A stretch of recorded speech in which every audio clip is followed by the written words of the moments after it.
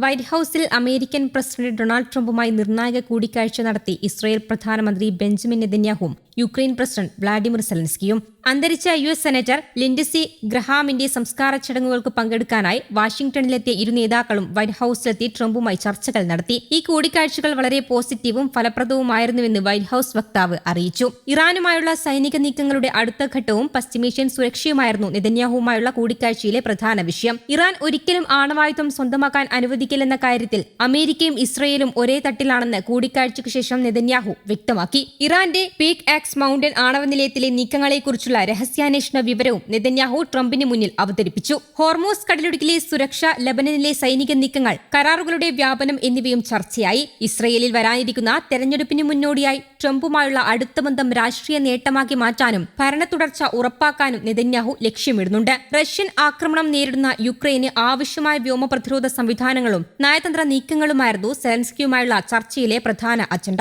US. നിർമ്മിത patriot missile ഇന്റർസെപ്റ്ററുകൾ യുക്രൈനിൽ തന്നെ പ്രാദേശികമായി നിർമ്മിക്കുന്നതിനുള്ള ലൈസൻസ് അനുവദിക്കുന്നതിനെക്കുറിച്ച് ഇരു നേതാക്കളും വിശദമായി ചർച്ച ചെയ്തു. കൂടാതെ പ്രമുഖ യു.എസ്. പ്രതിരോധ കമ്പനിയായ ലോക്ഹീഡ് മാർട്ടിൻ പ്രതിനിധികളുമായി സെലൻസ്കി കൂടിക്കാഴ്ച നടത്തി. റഷ്യയുമായുള്ള സമാധാന ചർച്ചകൾ പുനരാരംഭിക്കേണ്ടതിന്റെ പ്രാധാന്യത്തെക്കുറിച്ചും യുദ്ധം അവസാനിപ്പിക്കുന്നതിനുള്ള മറ്റ് ഉഭയകക്ഷി നിർദ്ദേശങ്ങളെക്കുറിച്ചും സംസാരിച്ചതായി സെലൻസ്കി വ്യക്തമാക്കി. പശ്ചിമേഷ്യ സംഘർഷവുമായി ബന്ധപ്പെട്ട് മുൻപും പലതവണ ട്രംപ് നെതന്യാഹുവിനെതിരെ വിമർശനം ഉന്നയിച്ചിരുന്നു. യു.എസ്. ഇറാൻ വെടിനിർത്തൽ കരാറിലെ പ്രധാന വ്യവസ്ഥയായിരുന്നു ലബനനിലെ വെടിനിർത്തൽ. അത് ലംഘിച്ച് ഇസ്രയേൽ ലബനനിൽ സൈനിക നടപടി തുടർന്നതാണ് അന്ന് ട്രംപിനെ ചൊടിപ്പിച്ചത്. നവംബറിൽ യു.എസിൽ ഇടക്കാല തെരഞ്ഞെടുപ്പും ഒക്ടോബറിൽ ഇസ്രയേലിൽ പൊതു തെരഞ്ഞെടുപ്പും നടക്കാനിരിക്കെ ഇറാൻ വിഷയത്തിൽ നീക്കുപോക്കുണ്ടാക്കേണ്ടത് ഇരുവരെ സംബന്ധിച്ചും നിർണായകമാണ്. ആഴ്ചകളോളം നീണ്ട നയതന്ത്ര പരിശ്രമങ്ങൾക്കൊടുവിലാണ് നെതന്യാഹുവിന് വൈറ്റ് ഹൌസിലേക്ക് ക്ഷണം ലഭിച്ചത്. മാധ്യമങ്ങൾക്ക് പ്രവേശനമില്ലാതെ തികച്ചും രഹസ്യ സ്വഭാവത്തോടെയായിരുന്നു കൂടിക്കാഴ്ച സംഘടിപ്പിച്ചിരുന്നത്. സാധാരണ നയതന്ത്ര പ്രോട്ടോകോളുകളിൽ നിന്ന് വ്യത്യസ്തമായി വൈറ്റ് ഹൌസിന്റെ പാർശ്വകവാടത്തിലൂടെയാണ് നെതന്യാഹു അകത്തുകയറിയത്. ഉഭയകക്ഷി ചർച്ചകളിൽ അമേരിക്കൻ വൈസ് പ്രസിഡന്റ് ജെ.ഡി. വാൻസ്, വിദേശകാര്യ സെക്രട്ടറി മാർക്കോ റൂബിയോ, പ്രതിരോധ സെക്രട്ടറി പീറ്റ് ഹെക്സത്ത് എന്നിവരും പങ്കെടുത്തു. കൂടിക്കാഴ്ചയ്ക്ക് ശേഷം ഭിന്നമായ സന്ദേശങ്ങളാണ് ഇരുപക്ഷത്തു നിന്നും പുറത്തുവന്നത്. എന്നാൽ ഈ കൂടിക്കാഴ്ചയെക്കുറിച്ചോ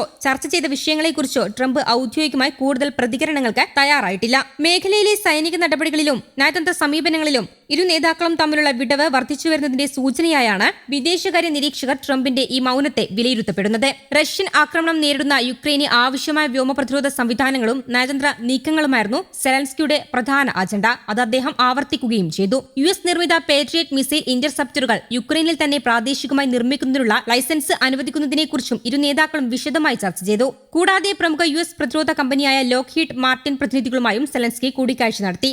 റഷ്യയുമായുള്ള സമാധാന ചർച്ചകൾ പുനരാരംഭിക്കേണ്ടതിന്റെ പ്രാധാന്യത്തെക്കുറിച്ചും യുദ്ധം അവസാനിപ്പിക്കുന്നതിനുള്ള മറ്റു ഉഭയകക്ഷി നിർദ്ദേശങ്ങളെക്കുറിച്ചും സംസാരിച്ചതായി സെലൻസ്കി വ്യക്തമാക്കി. ഇറാന്റെ ഊർജ്ജ കേന്ദ്രങ്ങൾ ബോംബിട്ട് തകർക്കാൻ ഇസ്രായേൽ അതിയായി ആഗ്രഹിക്കുന്നുണ്ട്. എന്നാൽ അമേരിക്ക അതിന് അനുമതി നൽകുന്നില്ലെന്നാണ് ഇസ്രായേൽ പ്രതിരോധ മന്ത്രി ഇസ്രായേൽ കാറ്റ്സ് പ്രതികരിച്ചത്. ഇറാന്റെ ഊർജ്ജ കേന്ദ്രങ്ങൾ ആക്രമിച്ചാൽ അത് ആഗോളതലത്തിൽ വലിയ എണ്ണവിലക്കയറ്റത്തിനും അയൽ രാജ്യങ്ങൾക്കുമെതിരെയുള്ള ഇറാന്റെ പ്രത്യാക്രമണങ്ങൾക്കും കാരണമാകുമെന്ന ഭയത്താലാണ് യു.എസ്. ഇത് തടയുന്നത്. ഇറാൻ വിഷയത്തിലും ട്രംപിന്റെ മുൻപോട്ടുള്ള നയങ്ങളിലും ഇസ്രായേലിന് ഇപ്പോഴും കടുത്ത ആശങ്കയുണ്ടെന്നാണ് പുറത്തുവരുന്ന വിവരങ്ങൾ. അതിനിടെ കൂടിക്കാഴ്ചയിൽ ചർച്ചയാകുമെന്ന് കരുതിയ പല സുപ്രധാന വിഷയങ്ങളും അജണ്ടയിൽ വന്നിട്ടില്ലെന്ന് ഇസ്രായേൽ ഔദ്യോഗിക വൃത്തങ്ങൾ പറയുന്നു. News desk Kerala Kaumudi.